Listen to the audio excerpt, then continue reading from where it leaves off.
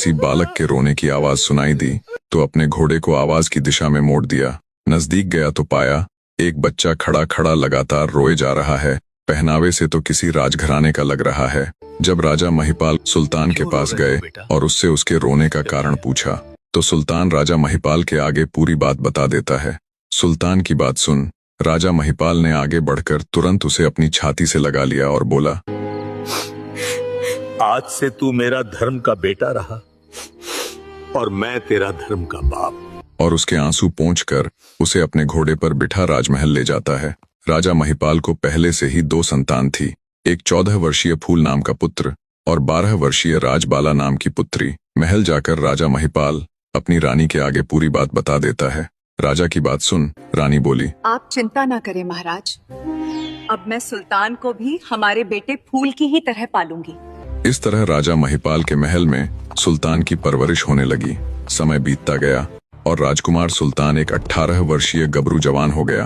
तेज बुद्धि और हर कार्य में निपुण होने के कारण राजा महिपाल राजकाज संबंधी हर कार्य में राजकुमार सुल्तान की सलाह लेते। जब उन्हें कहीं बाहर जाना होता तो वे सुल्तान को ही अपने साथ लेकर जाते। ये देख राजकुमार फूल सुल्तान से जलने लगा।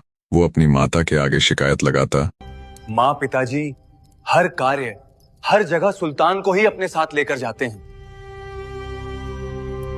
वो मुझसे ज्यादा सुल्तान से प्यार करते हैं। पुत्र की बातों से रानी के मन में भी धीरे धीरे सुल्तान के प्रति जहर भरता चला गया। जब फूल अपनी माँ के आगे ये सब कहता तो राजकुमारी राजबाला उनकी बातों को सुन लेती और ज्यों की त्यों अपने पिता को बता देती। पर राजा महिपाल छोटी मोटी बात समझ अनदेखा कर देता। राजा महिपाल ने राजकुमार सुल्तान और राजकुमार फूल को ये सख्त हिदायत दी हुई थी कि वे शिकार आदि खेलने जाए तो सिर्फ 3 कूट तक ही, अर्थात 3 दिशाओं में ही। तुम दोनों मेरी बात ध्यान से सुनो।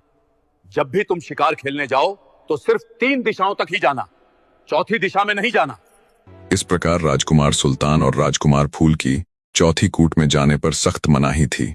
एक दिन जब सुल्तान और फूल शिकार खेलने गए हुए थे तब सुल्तान फूल से बोला, भाई पिताजी ने हमें चौथी कूट में जाने से मना किया है, पर आज मैं जाकर देखना चाहता हूँ चौथी कूट में आखिर ऐसा क्या है जो पिताजी ने इतने सख्त निर्देश दिए हुए हैं। मैं पिताजी की बात का उल्लंघन नहीं कर सकता। अगर तुम्हें जाना है तो बेशक जाओ। इतना कहकर फूल ने अपना घोड़ा वापस मोड़ लिया और राजमहल की तरफ चल दिया। कुछ देर सोचने के बाद सुल्तान से जब नहीं रुका गया तो उसने अपने घोड़े को एक तेज हुंकार लगाई और उसे चौथी कूट में कूदा दिया।